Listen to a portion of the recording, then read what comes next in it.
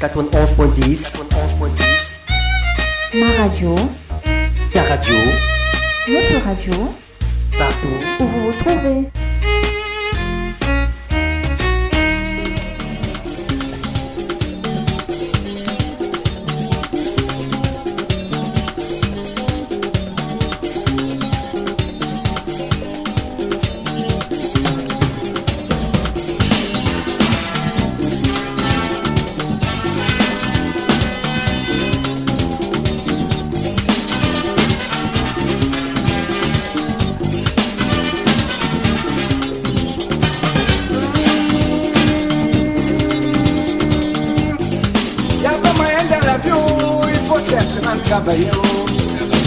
Travailler, c'est ça la piété.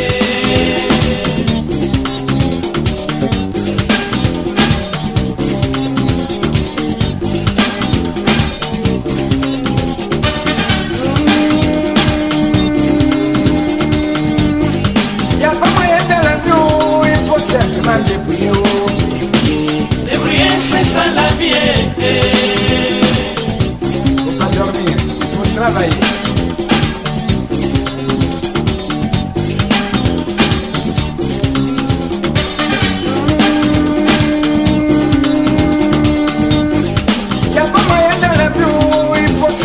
Travailler, travailler, c'est ça la piété. Jacounde, qu'est-ce que tu vas faire là, voilà? À Bombay.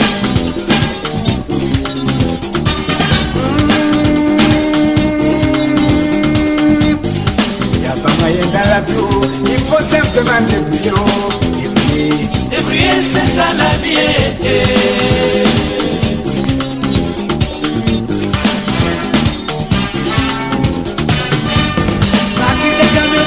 Gabongi, y'a pas moyen de Gabongi ma parti Congo, au Congo Plaza, Congo ma parti Congo encore, Zaïre Yamboka quitte Zaïre parti Lomé, y'a pas moyen de Lomé ma parti Mali, chez mon ami Diallo, quitte Mali ma parti Burkina Faso, y'a pas moyen de Burkina ma tombé Côte d'Ivoire, Aya Moussoukou, avec Kenya, Aroni pour Nigeria, y'a pas moyen de Lagos c'est ma partie Sénégal. À la Calais, décide de traverser par tomber Paris. Mon ami, vous faites quoi là-bas? Travailleurs émigrés, travailleurs émigrés, travailleurs émigrés, travailleurs émigrés. Yeah. Ah, mon grand-père avait raison, hein. Quand il me répétait toujours que mon fils, écoutez-moi bien, hein. C'est très important pour ton avenir. Et moi j'ai dit, qu'est-ce que tu vas encore me dire? Vivre à l'étranger, c'est pas facile. Et pourquoi tu dis ça? Parce que l'argent que tu travaillais là-bas, et alors? C'est simplement pour payer ton loyer, payer nourriture, payer santé. Mais peut-être qu'il reste sous état, tu ne peux même pas faire économie. Économie n'a pas de salité, économie.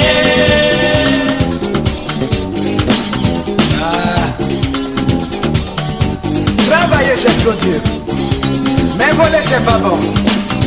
Demander la charité, c'est quelque chose qu'il ne faut pas faire. Alors qu'est-ce qu'il faut faire? Il faut travailler. Mandunga, donnez-moi un whisky avant de mourir.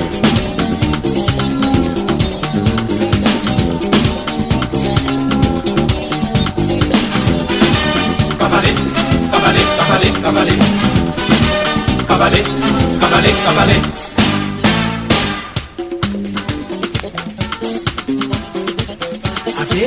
Ava, Ave, Ava, Ave, Ava, Ave, Ava. yeah!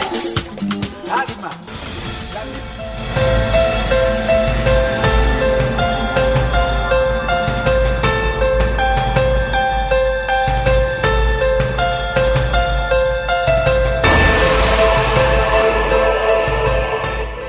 Mesdames, bonjour, monsieur, bonjour et merci de nous renouveler encore ce matin votre fidélité. L'émission en ondes s'appelle Le Monde est un village, une émission de sensibilisation sur le phénomène de l'immigration clandestine et de promotion des projets de développement local offertes par l'association Village International des médias Le Droit de Vivre.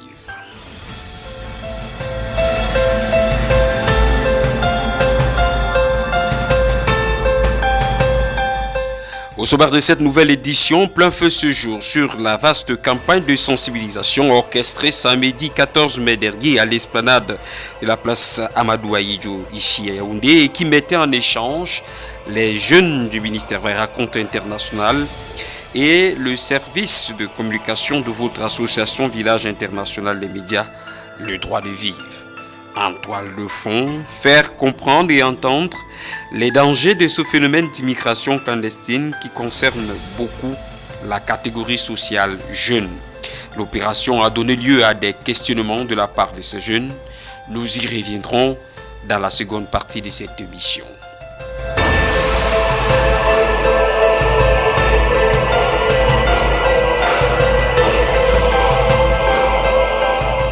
La première partie de notre mission fait écho à deux faits d'actualité qui portent pour le premier la mort de 700 migrants clandestins autant pour moi au large des côtes libyennes, et le second fait d'actualité revient sur les attaques racistes contre les Africains devenus courants en Inde. Jean-Baptiste Bidima nous en dira davantage.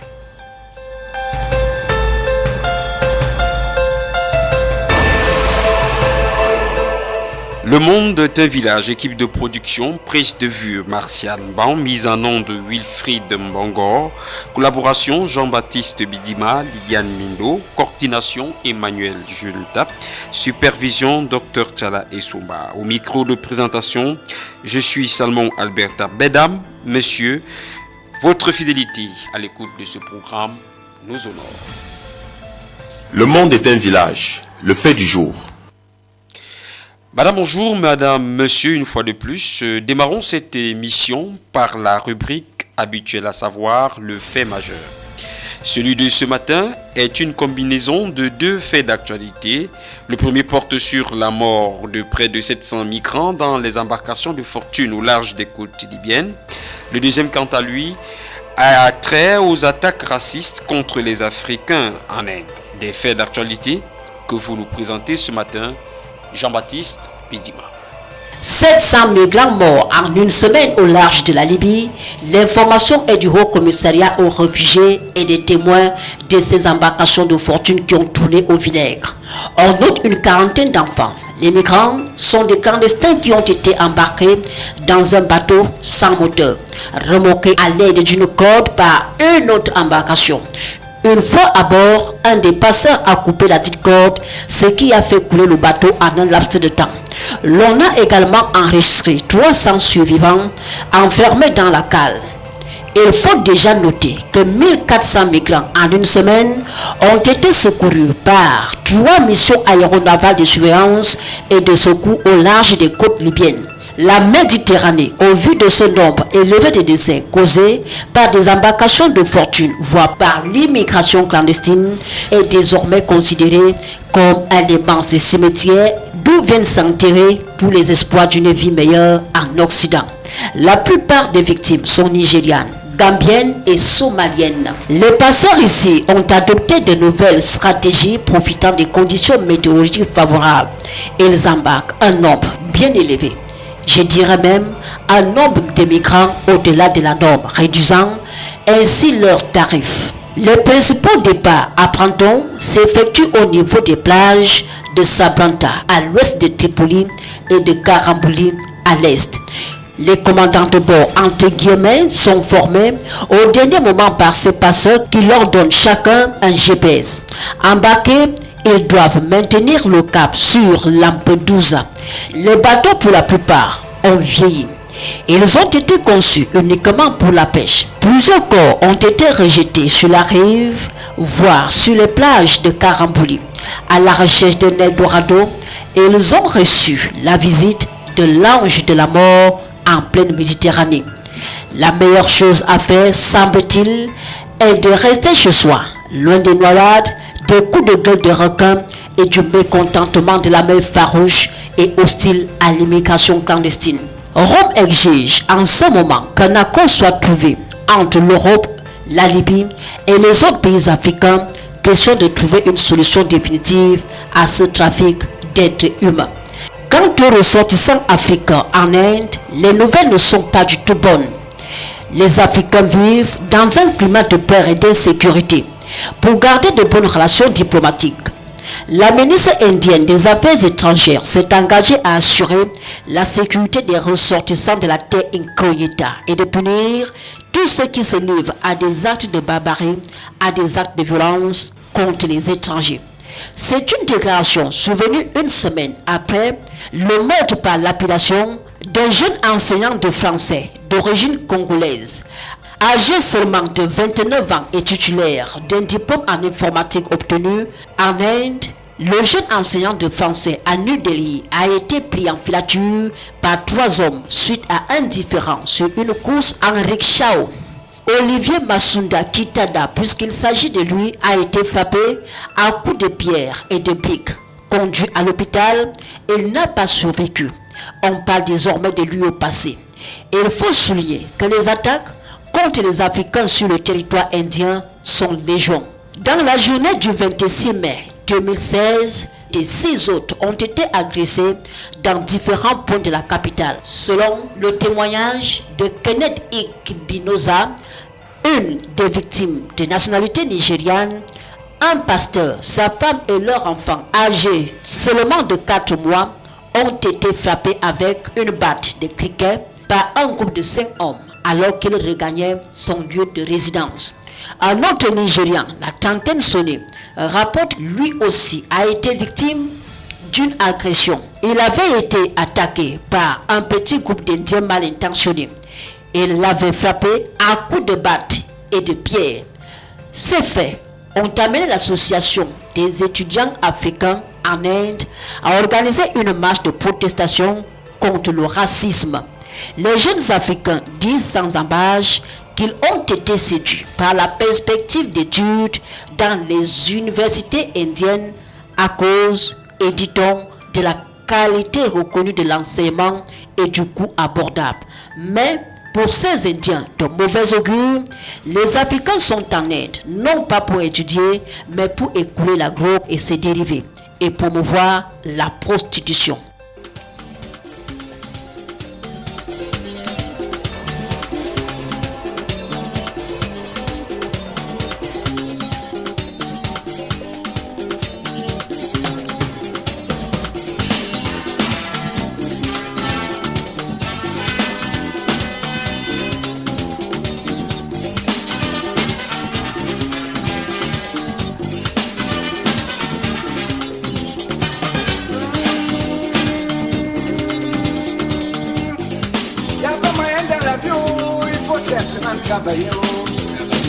Travailler, c'est ça la vie.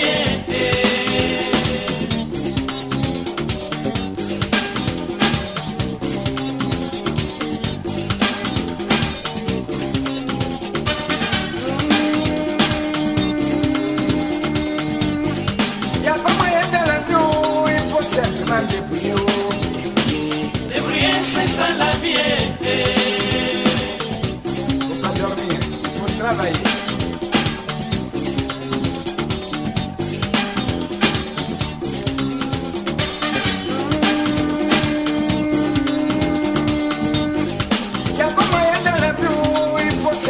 Travailler, travailler, c'est ça la vie. Jacoundé, qu'est-ce que tu vas faire là, voilà? Avant Bombay.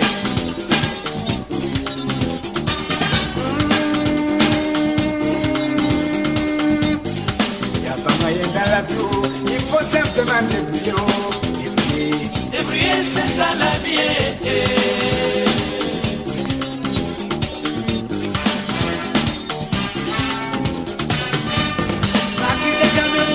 Gabongi, y a pas moyen de Gabongi ma parti Congo, au Congo Braza, Congo ma parti Congo encore, Zaïre Yamboka, quitte Zaïre parti Lomé, y a pas moyen de Lomé ma parti Mali, chez mon ami Diallo, quitte Mali ma parti Burkina Faso, y a pas moyen de Burkina ma tombé Côte d'Ivoire, Aya Moussoukou, avec nous, alors il faut Nigeria, y a pas moyen de Lagos c'est ma parti Sénégal, à la carré, décidément traverser pas tomber Paris. mon ami, faut faire quoi là-bas? Travailleurs émigrés, travailleurs émigrés, travailleurs immigrés, travailleurs immigrés. Yeah. Ah, mon grand-père avait raison, hein. Quand il me répétait toujours que mon fils, écoutez-moi bien, hein. C'est très important pour ton avenir. Et moi j'ai dit, qu'est-ce que tu vas encore me dire? Vivre à l'étranger, c'est pas facile. Et pourquoi tu dis ça? Parce que l'argent que tu travaillais là-bas, et alors? C'est simplement pour payer ton loyer, payer nourriture, payer santé. Le petit qui reste sous établi, tu ne peux même pas faire économie. Économie d'Andako et salité, économie.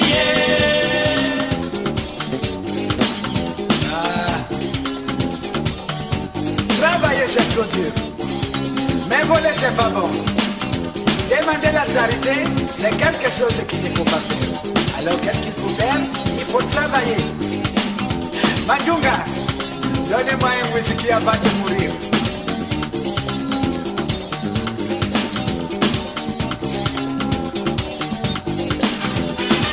Cavalé, cavalé, cavalé, cavalé. Cavalé, cavalé, cavalé.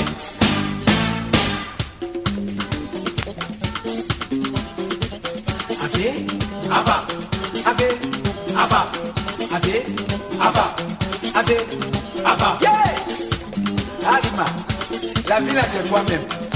Métro, boulot, dodo. Métro.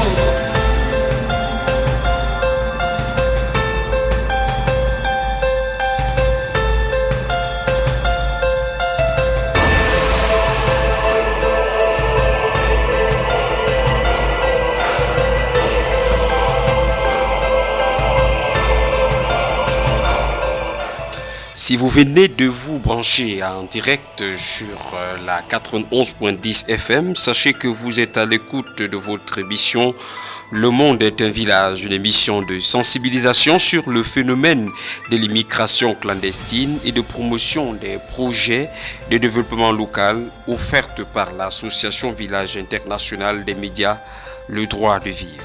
Nous sommes rendus en seconde partie de notre émission. Les jeunes sont considérés, et à raison, comme la catégorie sociale la plus visée par le phénomène de l'immigration clandestine. Les images des jeunes hommes et femmes au visage amaigri desservant les côtes italiennes pour les plus chanceux et recueillis par les autorités de ce pays défraient la chronique à mesure que l'immigration clandestine fait parler d'elle. Dans les chaumières, sont poussés des cris de désolation devant le constat paradoxal de la fuite de cette classe sociale, considérée comme le fer de lance dans tout pays. À l'heure où d'autres jeunes reçoivent les outils qui leur permettront de développer leurs différentes nations et de participer à la gestion de celles-ci, la jeunesse africaine, du moins pour celle qui cède au son de cloche d'un prétendu mieux-être ailleurs, la jeunesse africaine, disais-je, semble encore empêtrée dans l'illusion de l'immigration clandestine. Pour tailler l'arbre au pied, votre association, le Village International des médias, a organisé une séance de sensibilisation le samedi 14 juin 2016 à l'esplanade de la place Amadou Ahidjo, ici à Yaoundé, avec les jeunes du ministère des Racontes international. L'opération visait à informer ces derniers sur les dangers du phénomène de l'immigration clandestine. Je vous propose de suivre à présent cet échange. Je vous annonçais tout à l'heure que nous irons à la rencontre des jeunes de la cité capitale de Yaoundé pour un exercice de sensibilisation sur le problème de l'immigration clandestine. Parce qu'il faut le dire, et c'est peut-être un rappel, les populations jeunes, les catégories sociales jeunes sont exclusivement les plus exposées à ce qui concerne les questions d'immigration clandestine. Hommes comme femmes, garçons comme filles sont concernés par cette serpent de mer qui décime de plus en plus la jeunesse africaine. Bon, merci, messieurs, mesdames, de nous accorder quelques minutes. Je m'appelle Salmon Albert Dap. Je suis l'un des communicateurs de l'association Village International des médias qui est une association créée par Dr Tchala Essomba et dont le principal objectif est de sensibiliser les uns et les autres sur les questions de l'immigration clandestine et surtout encourager les gens également sur la problématique du développement des projets sur le plan local afin de transformer notre beau pays. Alors sur la question de l'immigration clandestine, je suis sûr que plusieurs parmi vous, vous avez déjà quand même eu à entendre parler de cela.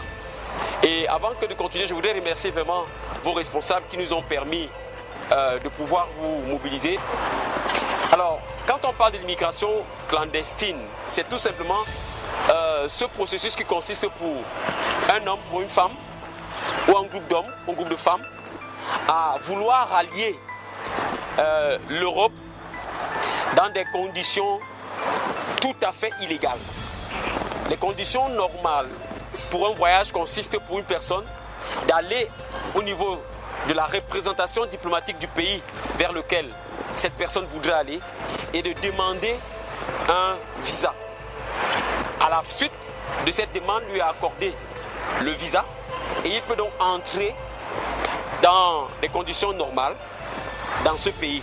Mais lorsqu'on parle d'immigration clandestine, cela n'observe pas du tout ces dispositions que je venais de citer. Pour la plupart du temps, ce sont des périples que les uns et les autres organisent. En fait, dans le jargon, on parle d'itinéraire. Nous avons eu dans le cadre de notre mission Le Monde est un village à recevoir un jeune Camerounais qui a voyagé de Douala pour les frontières espagnoles. Pour vous dire qu'effectivement, il y a des gens qui le font et des jeunes Camerounais de votre âge, de notre âge, disons-le. Et il parle de ce que l'on appelle l'itinéraire. Il dit que dans son quartier à Douala, tous les jeunes sont plus ou moins au courant de ce qu'il existe, ce qu'on appelle l'itinéraire, qui vous fait comprendre que vous partez de Douala pour le sud-ouest vous gagnez le Nigeria vous prolongez vers le Niger, le Mali, le Maroc, ainsi de suite vous vous retrouvez maintenant aux portes de l'Europe. Mais en fait, ce que ces gens ne vous disent pas, c'est les dangers auxquels ils sont exposés. Et les dangers vont jusqu'au point où certains laissent de leur vie. Dans le cadre de notre mission Le Monde est un village, nous avons reçu M. Alain Lipotti, qui est également quelqu'un qui œuvre dans le même sens que l'association Village International du Média, qui nous a fait comprendre qu'il y a des femmes qui accouchent sur le trajet qui conduit vers l'Europe de façon clandestine. Il y en a qui se prostituent. Un autre témoin qui est aujourd'hui taximan, il s'appelle Serge, nous a fait comprendre que certaines personnes sont obligées parfois, parce que les conditions étaient devenues difficiles, de boire les pipis du chameau. C'est-à-dire qu'il n'y a plus d'eau, on commence à boire les urines du chameau. Mais dites-moi, est-ce qu'ici au Cameroun, on n'a pas la possibilité de boire de l'eau? Tout simplement parce qu'on est véritablement troublé par le mirage d'aller en Europe. Le but pour nous, c'est de vous faire prendre conscience de caractère tout à fait dangereux de ces chemins. Parce que ces gens qui vous approchent, ou du moins qui ont ces itinéraires-là, ce sont ceux qui sont autour de nous. C'est le citoyen lambda qui s'approche de toi et te fait comprendre que est-ce que tu sais que j'ai une possibilité de te faire voyager de façon clandestine. Tu ne vas pas dépenser beaucoup, mais en fait, tu vas y mettre de ta vie. Et je vous assure, suffisamment de regarder les images à la télé. Ces gens-là, lorsqu'il vous arrive même d'entrer dans le territoire européen, vous n'y entrerez véritablement pas, parce que lorsque vous entrez, on vous arrête, on vous conduit dans un centre de détention et vous allez passer tout le temps nécessaire là-bas jusqu'à ce qu'ils aient trouvé un moyen de vous faire retourner dans votre pays. Il y en a qui ont perdu 1, 2, 3, 4, 5, 6, 7, 8, 9 années de leur vie, tout simplement parce qu'ils pensaient que par cette voie-là, ils pouvaient arriver en Europe. Je pense que notre pays a besoin plus que jamais de nous. Nous sommes des jeunes et cela est connu que c'est la jeunesse qui est le fer de lance d'une nation. Mais une jeunesse d'une nation qui véritablement se perd au désert, ça veut dire que la nation ne peut en aucun cas prospérer. Ça veut dire que les familles également ne peuvent en aucun cas espérer à un lendemain meilleur. Donc le but pour chacun d'entre nous, ici, est de prendre conscience de ce qu'il y a un danger à vouloir immigrer de façon clandestine en Europe. Les Européens même sont en train de fermer de plus en plus les frontières de leur pays. Parce qu'eux aussi sont face à des situations de crise. En Europe, ça ne va pas. Lorsque vous regardez la chaîne de télévision, vous voyez qu'en France particulièrement, les grèves se succèdent. Donc je pense, à mon sens, que si nous sommes mûrs de cette conscience-là, nous allons éviter de tomber dans ce piège. C'est un véritable piège. Et au travers de l'association Village International de Médias, le docteur Tchale Somba voudrait amener les Africains à comprendre que c'est par nous-mêmes que nous pouvons développer notre pays. Que nous n'avons pas forcément besoin d'aller à l'extérieur pour pouvoir réussir. Donc il y a véritablement maintenant matière à pouvoir commencer à entreprendre. Et c'est pour cela que nous parlons des initiatives de développement local. Les initiatives de développement local, c'est toutes ces initiatives qui peuvent permettre à un village, à un quartier, à un groupe d'hommes, à un groupe, je sais pas moi, de femmes qui se sont réunis d'initier des projets. Et l'association Village International des médias promeut ce type d'initiative. Nous avons eu par exemple dans le cadre de ce programme à rencontrer une Camerounaise qui a ce que l'on appelle une pépinière. Elle a levé une pépinière, une femme dans l'agriculture. Elle a levé une pépinière et tout un village vient dans cette espèce de ONG pour prendre des pépinières. Et elle est sponsorisée par les ambassades au niveau de la France. Elle voyage, elle revient. Donc vous comprenez, lorsque vous voyez cette une femme vive, qu'il est évident et possible pour nous également. Il suffit seulement d'avoir un tout petit peu d'initiative. Il suffit seulement d'avoir un tout petit peu de jugeote. Et nous allons ouvrir et avoir des créneaux pour pouvoir développer notre pays. Je rappelle que le but n'est pas d'empêcher à qui que ce soit de voyager. Non. Le but est de vous interpeller à ne pas prendre le risque de voyager de façon illégale. Je crois que vos familles tiennent à vous. Regardez, un parent n'a pas investi assez d'argent quand même dans la vie de son enfant pour que 10 ans après, il n'ait aucune information de son enfant. 5 ans après, il n'ait aucune information de là où se trouve son enfant. Donc c'est pour cela que ce jour, nous avons saisi cette opportunité pour véritablement vous parler de cela. Comprenez que c'est une menace et elle est réelle.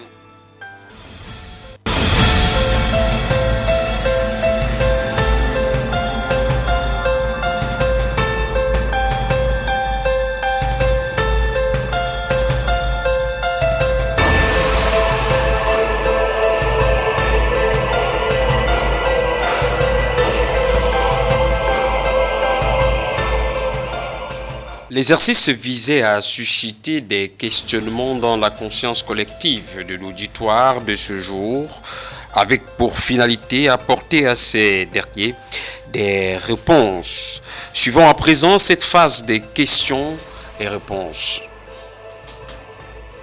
Je commence par la jeune fille. Vous êtes Mackenzie. J'aimerais savoir s'il y a des personnes qui ont fait ces voyages clandestins et qui n'ont pas réussi. Voilà, c'est une bonne question que vous posez. Oui, il y a des gens qui ont quand même réussi dans cette initiative. Mais ils sont, j'ai pas envie de dire peu. Ils sont, si très peu se dit, ils sont très peu. C'est-à-dire que sur 100 personnes qui ont tenté de rejoindre l'Europe de façon clandestine, je vous assure, ils ne sont pas plus de 5 qui ont réussi cela. Je vous ai dit tout à l'heure au cours de mes explications, si vous m'avez bien suivi, que vous pouvez entrer dans le territoire européen. Mais lorsque vous entrez dans le territoire européen, vous êtes tout de suite parqué dans ce que l'on appelle les centres de détention. Donc ce sont des instituts qui ont été mis aux abords des pays européens, sachant bien que des gens seraient tentés d'entrer. Lorsque vous entrez, on vous recueille là-dedans et vous habitez là. Et toute une procédure est mise en place pour que l'on sache d'où vous venez, si votre pays est sûr, même si votre pays n'est pas sûr. Ce qui est clair, c'est quoi? C'est que ces gens-là vont trouver des moyens, vont vous mettre dans l'avion, ils vont vous rapatrier dans votre pays. Malheureusement, il y en a, qu'est-ce qu'ils font? Tu es Camerounais, alors quand tu arrives là-bas, tu te fais passer pour un Sierra Lunais. te fait passer par exemple pour un Éthiopien. Parce que tu t'imagines que parce qu'il y a les troupes en Sierra Leone, ou bien parce qu'il y a des problèmes en Éthiopie, on va te garder. Non, on te met dans l'avion, on te renvoie dans ton pays. Imagine donc un Camerounais qui se retrouve en Sierra Leone. Qu'est-ce qu'il va faire? Vous voyez que sa vie est complètement vouée à l'échec. Ceux qui traversent la frontière, ils font comment? Bon oui, mais ceux qui traversent la frontière, les images de la télévision nous permettent de savoir véritablement ce qu'ils font. C'est quoi? Ce sont des gens qui s'organisent. Voyez-vous, ils s'organisent. Il y a un documentaire justement que nous avons produit en rapport avec cela. Ils s'organisent. Quand ils s'organisent et quand ils réussissent à se rapprocher de la barrière, parce qu'il faut savoir qu'il y a 2 barrières que l'Union européenne a construites tout autour de l'Espagne, parce que c'est l'Espagne qui est, les côtes espagnoles qui sont en fait les portes d'accès à l'Europe quand tu sors de l'Afrique du Nord. C'est l'Espagne véritablement qui est la porte d'entrée. Alors ils ont donc réussi ils ont fait 2 barrières, ce qui fait en sorte que lorsque tu échappes à la première, lorsque tu réussis à traverser la première barrière, il est très difficile que tu puisses accéder à la seconde. Parce qu'entre la première et la deuxième, il y a la patrouille espagnole qui est là à chaque instant.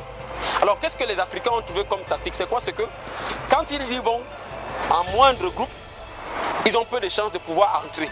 Alors qu'est-ce qu'ils font? C'est quoi? C'est qu'ils se mobilisent, ils peuvent être 200, 300, n'est-ce pas?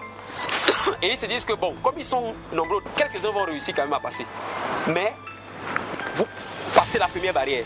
Le temps de passer maintenant la deuxième barrière, les patrouilles espagnoles vous ont déjà récupéré. Et il y en a qui meurent.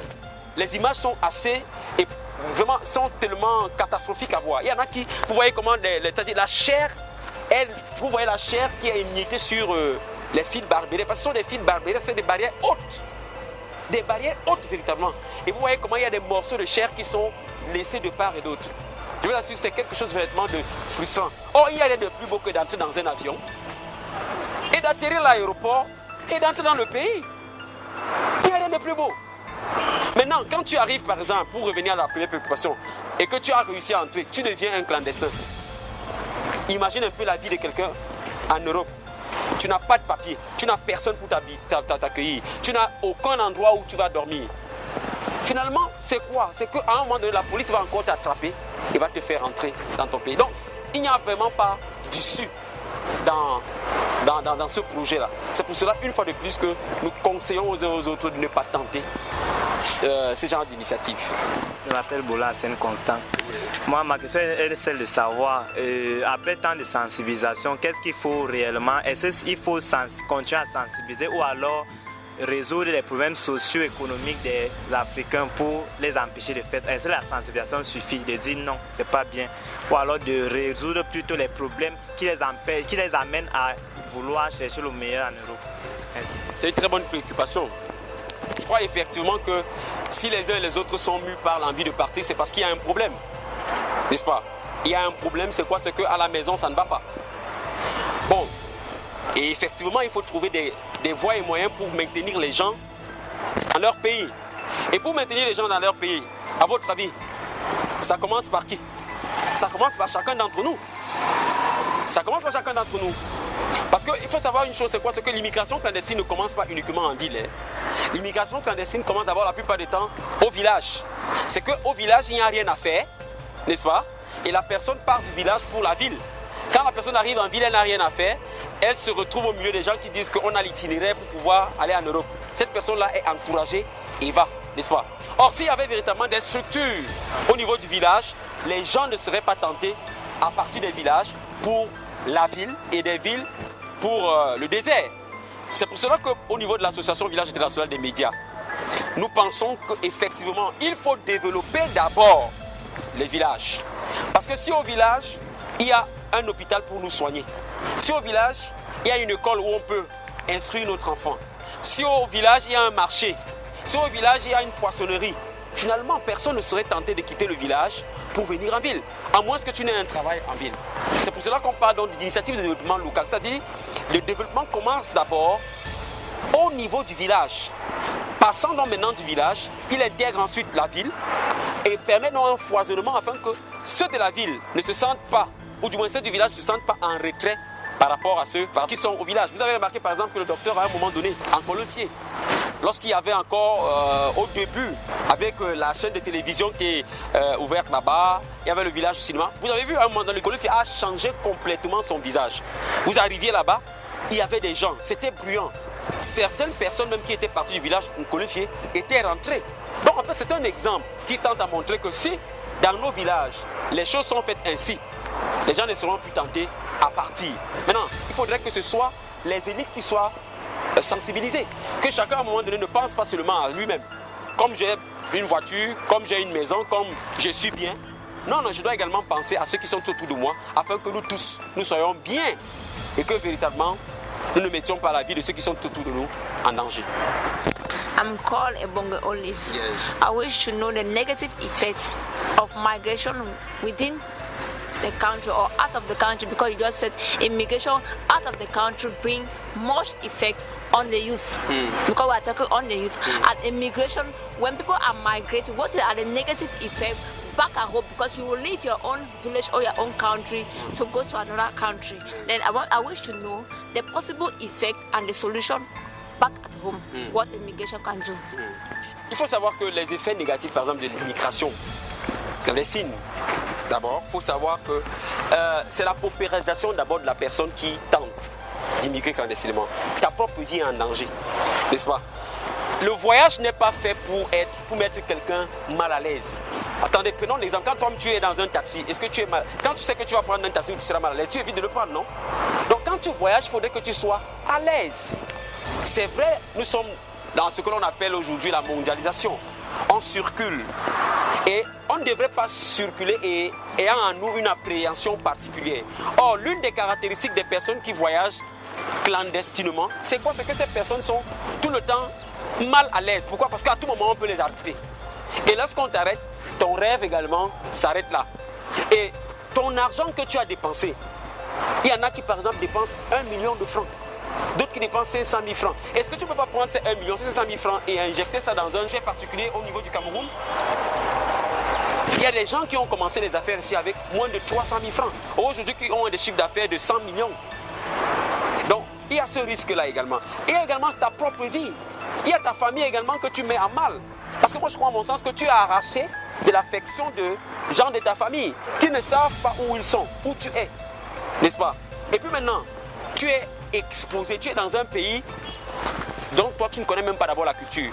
Parce que pour le cas d'espèce, la plupart d'entre eux sont cantonnés au niveau de l'Afrique maghrébine. Et vous savez, ces gens-là ne sont pas comme nous, ils ont une autre culture. Donc, le racisme, n'est-ce pas? Le rejet, le mépris.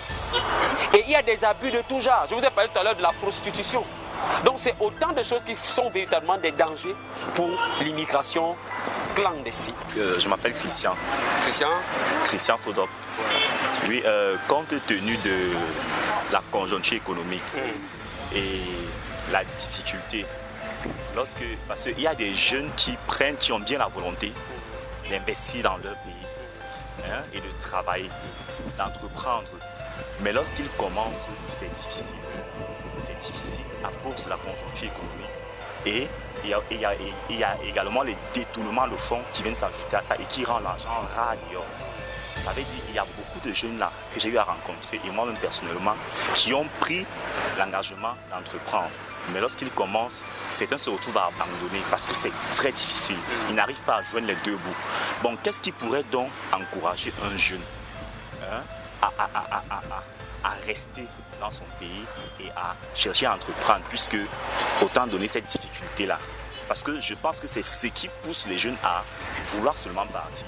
Donc qu'est-ce qui pourra donc, je ne sais pas, qu'est-ce que le village du cinéma fait donc pour encourager les jeunes ou alors pour les soutenir, ceux qui veulent entreprendre? En fait, il faut savoir une chose. Est-ce que tu penses qu'en Europe, il n'y a pas de problème? Il y en a. Hein?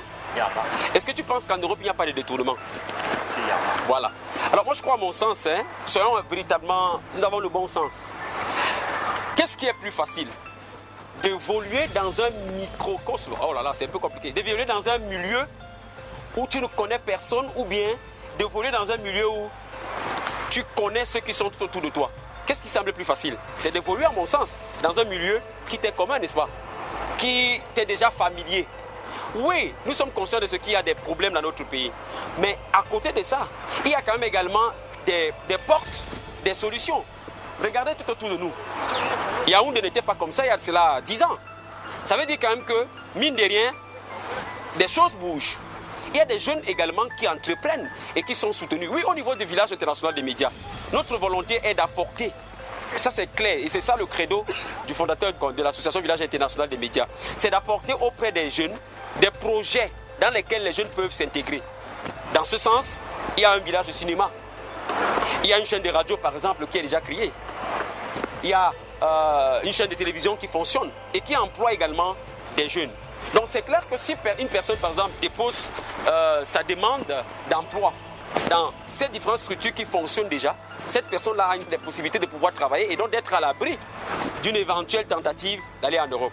Donc il y a plusieurs secteurs d'activité également que l'association Village international des médias, le droit de vivre, développe. Nous sommes dans une perspective de recherche des fonds. Parce que c'est un travail véritablement lourd et qui nécessite également beaucoup de moyens. Pour l'instant, Dr Tchalaï Soumba, véritablement, il faut le dire, tire l'initiative par ses propres fonds. Donc il est donc question au travers de cette campagne de sensibilisation, qui sera d'ailleurs véhiculée en Europe, de soumettre à l'attention des bailleurs de fonds au niveau de l'Europe ce projet, afin qu'ils puissent également le financer. Ainsi, les jeunes, par exemple, qui ont des potentiels, vont voir comment dans une certaine mesure, leurs projets seront financés et au travers de ces projets, il y aura forcément de l'emploi. Parce qu'aujourd'hui, si tu as une entreprise qui peut recruter 3 personnes, tu vas recruter 3 personnes. Ces 3 personnes-là, ne seront plus tentées d'aller en Europe. Ces 3 personnes, à un moment donné, lorsqu'ils auront de l'argent, pourront recruter également à travers des initiatives qu'ils pourront avoir d'autres personnes. Et en fait, c'est ce qu'il faudrait que chacun d'entre nous comprenne, que ce n'est pas une autre personne qui viendra changer notre pays, c'est nous-mêmes. Et ça commence où? À partir de notre village. Ça commence où? À partir des petits moyens que nous avons. Il ne faut pas avoir beaucoup de moyens pour pouvoir penser faire quelque chose d'immense.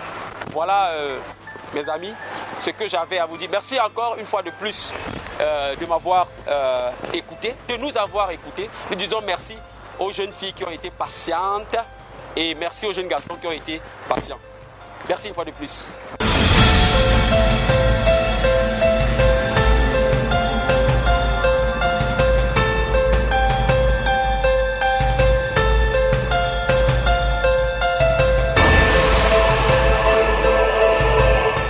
Au bout de cet échange, nous avons recueilli quelques réactions de la part de ces jeunes et pour l'essentiel, le phénomène de l'immigration clandestine, affirme-t-il, ne passera pas par eux. Écoutons ces réactions. Je remercie l'association Village international des médias pour cette sensibilisation. J'ai trouvé l'entretien tellement chaleureux et émouvant. Ça m'a permis de comprendre les risques liés à ce phénomène.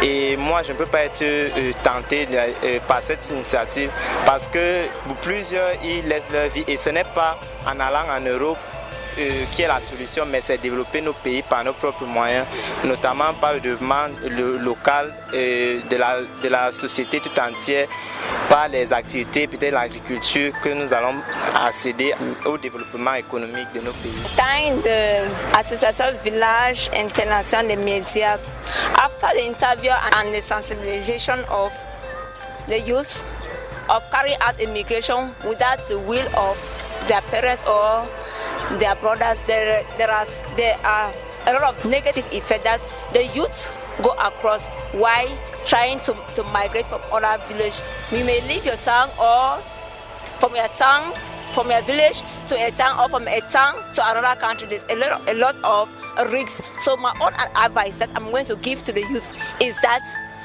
you never take no risks. You better go to the right procedure for your visa other than taking consent, because cutshots are very dangerous for the youth. Je remercie beaucoup l'association Village international des médias pour cette sensibilisation. Déjà, nous les jeunes, nous sommes beaucoup plus passionnés au voyage, puisque c'est le désir de tout un jeune.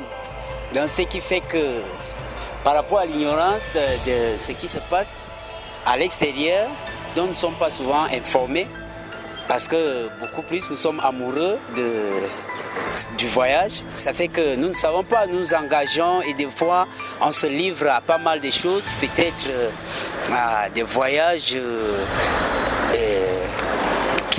par des voies qui ne sont pas normale, ça fait que nous rencontrons beaucoup de problèmes. Et aujourd'hui, nous avons été vraiment sensibilisés par cette association de village international de médias que je voudrais vraiment encore remercier, puisque moi je suis jeune, je ne vais pas dire que je n'avais pas aussi un désir de voyager, mais j'ai compris avec cette sensibilisation que c'est mieux de suivre la bonne voie et comme ça je peux être bien recueilli et avoir une bonne place pour se battre.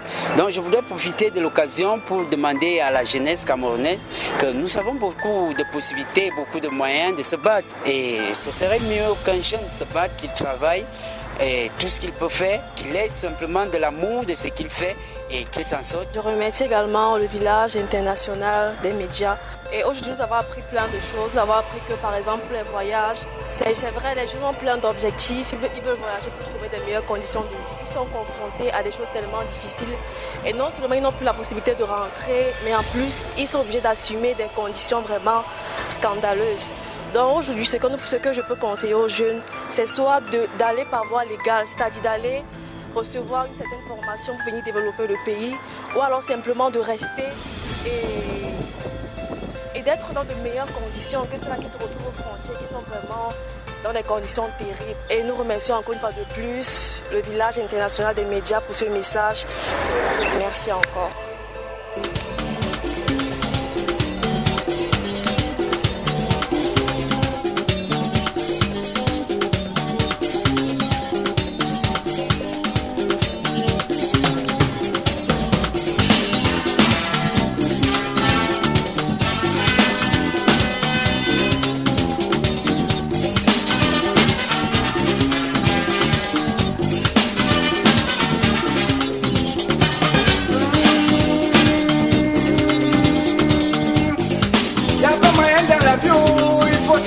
Travailler, travailler, c'est ça la vie.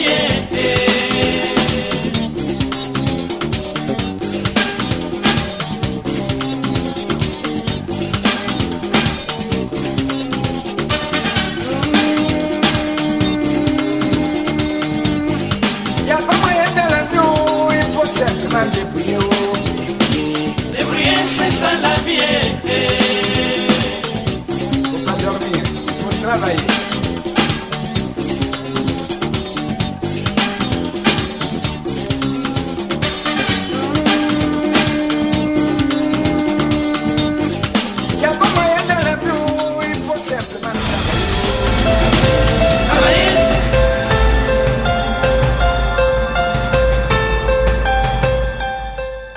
Et nous remercions également les jeunes du ministère des Rencontres internationales qui ont accueilli à leur côté l'association Village International des médias dans le cadre de cette campagne de sensibilisation.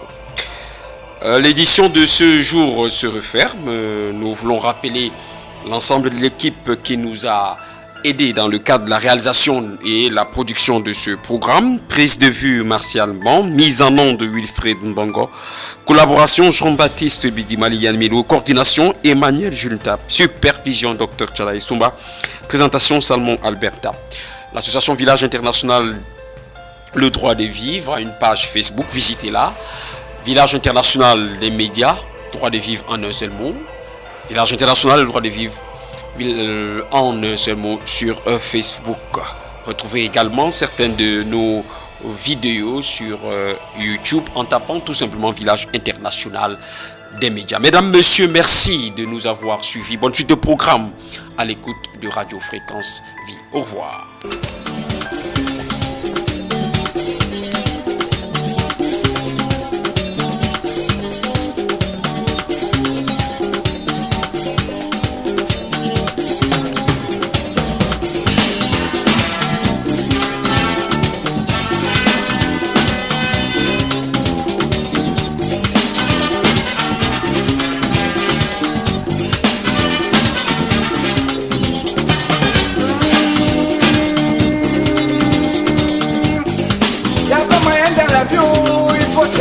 Travailler, travailler, c'est ça la vie.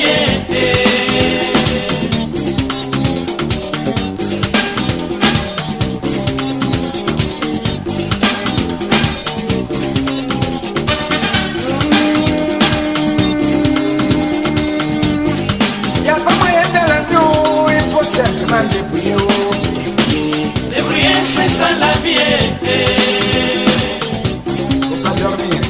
travailler.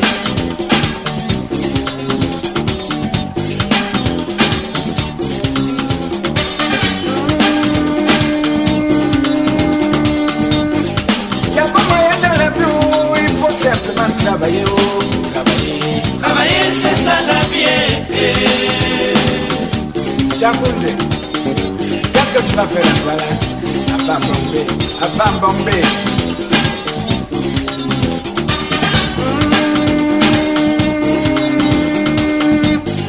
Y'a pas moyen dans la vie, il faut simplement débrouiller. Débrouiller, c'est ça la vie.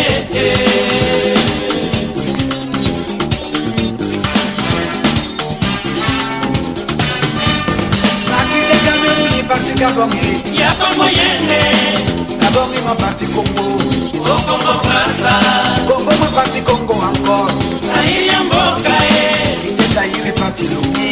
Y a pas moyen. Lomé, mon parti Mali. Chez mon ami Diallo. Quitte Mali, mon parti Burkina Faso. Y a pas moyen. Burkina, ma tombé Côte d'Ivoire.